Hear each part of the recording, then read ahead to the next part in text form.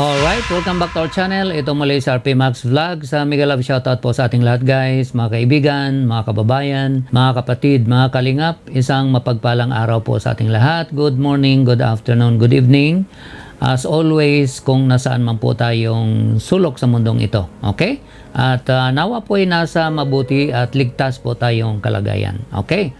So, gusto ko lang pong gawa ng reaction guys, no? Itong live po ni Kalinga Prab kaninang tanghali po, no? Diyan po sa Pilipinas. August 21, 2023. Okay? So, bago po sila mag-vlog kay Erika, nag-live po si Kalinga Prab at meron lang po siyang nililinaw. Okay? Pero dito nga po sa tinapi ko, bagamat napakalaman at napakaganda po ng kanyang apila, hindi po masyadong na-emphasize. Okay? So, tayo po, no, bilang reactor, yun po ang trabaho natin, i-emphasize po natin para mas lalo po nating maintindihan at mai-apply po natin. Okay? Napapansin nyo po guys na sa aking thumbnail, no, nilagyan ko po ng mga iba-ibang kulay ng hearts. Okay? So, ang ibig ko po sabihin dyan, lahat po na grupo. Okay? So, alam po natin, ang mga grupo, nagkaroon po ng mga kulay-kulay, no?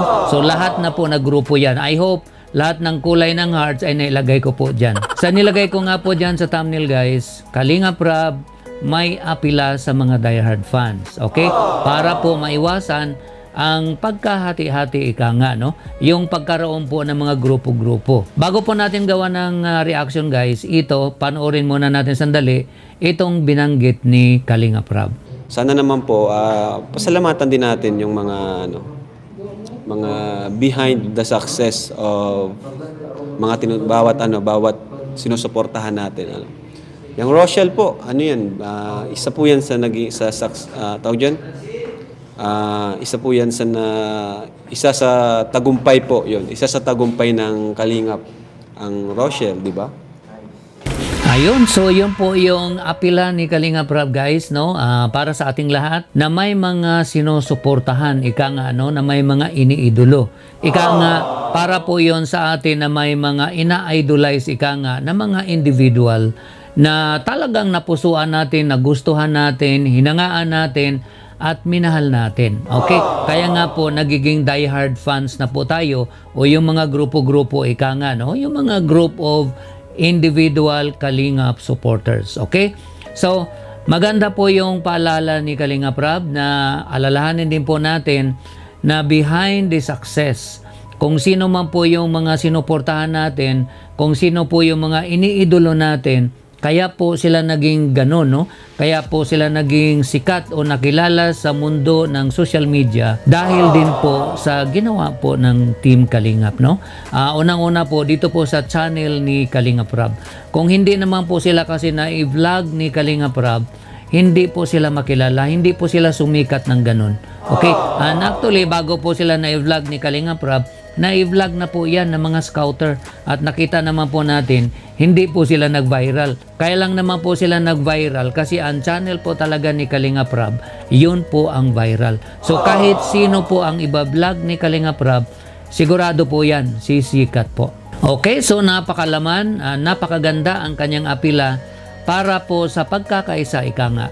Dahil napapansin naman po natin guys, no, kahit nga ano man yung mga panawagan, no, ni Kalinga Prab o ni Kuya Bal o lahat na po, no, kahit ano po yung panawagan natin na sana hindi magkaroon ng grupo-grupo o magkaroon ng comparison, nagkakaroon pa din po. Okay? Kung hindi man talaga maiwasan guys na magkaroon ng mga kanya-kanyang hinahangaan, ika nga, sana wag namang humantong sa talagang binabas na ng husto ang ibang grupo. Minsan nakakalimutan na po natin na kaya pala sila sumikat at hinangaan natin dahil pala kay Kuya Bal o kay Kalinga Prab, no? Dahil na i-vlog ito ni Kalinga Prab, no? At nabanggit naman po ni Kalinga Prab na tulad nga po ng Team Rochelle, isa po yan sa tagumpay, no, ng Team Kalingap. Dahil nga po napabahayan sila, na i-vlog sila, at nakilala sila ng husto sa mundo ng social media, sumikat po sila dahil nga po sa love team o teleserye na ginawa po ni Kalinga Prab.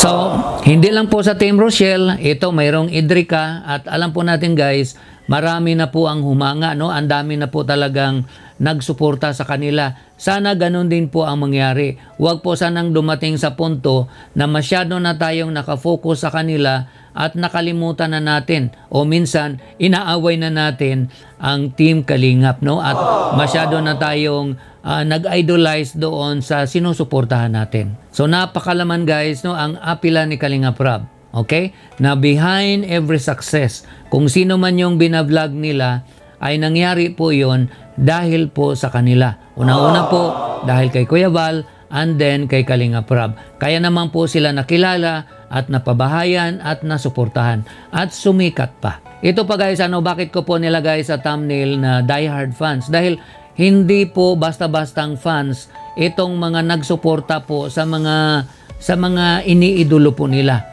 Dahil isipin mo guys, no, yung time na ginugol po ng mga fans, yung effort, no, na ginagawa po nila, yung pagsuporta nila at yung minsan pinaglaban pa nila, at hindi lang yun, pati sahod nila binabawasan nila para lang itulong doon sa kanilang sinusuportahan. Kaya hindi po biro na pagsuporta yun guys. Only diehard fans, no, ang makagawa po noon. Okay, dahil nandoon na po emotion, yung time, efforts, at pinaglaban pa. Okay? And then, yun na nga po nabanggit ko, pati sahod po, binabawasan po nila para isuporta doon sa iniidolo nila. Okay? Instead na ibigay po sa pamilya nila, mga kamag-anak nila, binigay po doon sa kanilang iniidolo. Kaya sobra po talaga yung kanilang paghanga, diehard fans na po sila. Pero yun nga po, nabanggit ni Kalingap Rab, gaano man natin kamahal yung mga iniidolo natin, ilagay po natin sa isip natin, sa puso natin, kaya po sila nandyan dahil po sa Team Kalingap, dahil po kay Kuya Val at dahil po kay Kalingap Rab. Okay? Kaya po, kahit saan man tayo makarating sa ating pagsuporta, sa ating mga hinangaan, sa ating mga iniidolo, ay huwag po nating kalimutan ang Team Kalingap. Kuya Val Santos Matubang, Kalingap Rab at Ate Edna Vlogs. Okay? At huwag humantong sa point na sila ay ibabash natin dahil masyado na tayong nakafocus doon sa mga iniidolo natin. Okay? Yun lang po guys ang aking konting reaction dito nga po sa live ni Kalingap Rab. Kaninang tanghali po, no, diyan po sa Pilipinas, no, August 21, 2023. At sa live din po na yun guys, no, natutuwa po tayo bago po sila magpunta kay Erika dahil nilinaw po ni Kalingap Rab, no. Inamin niya na nagkamali siya sa paggamit nga ng measurement o sukatan. Kasi nga po pag sa ganun talaga 1 to 10 lang po ang scale, no. Ang ginamit po niya 100 kaya doon po nalito si Erika.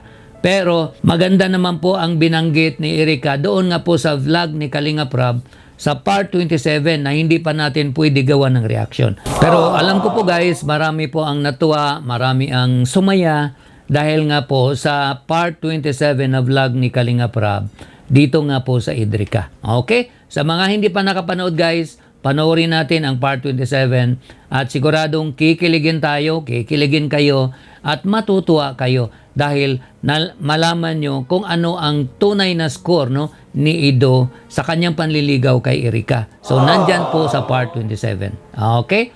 So yun lang po guys ang aking konting reaction dito nga po sa binanggit ni Kalingap Rab, yung kanyang apila, no, sa mga nagmamahal nga, no, sa mga beneficiaries ng Team Kalingap. Sa mga bago lang po na aking munting channel, huwag po natin kalimutang i-subscribe at paki-like din po guys itong video na to para magkaroon po tayo ng recommendation kay YouTube. At huwag din po natin kalimutang suportahan ang ating ama ng Kalingap na si Kuya Val Santos Matubang, Kalingap Rab, and Ate Edna Vlogs. At bago ko po i-end itong video na to, meron lang akong isi-shoutout.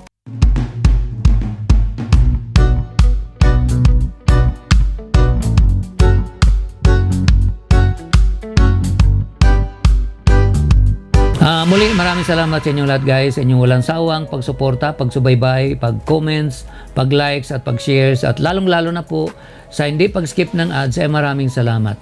Ingat po tayo kung nasaan man tayo. God bless everyone. I love you all. Bye-bye.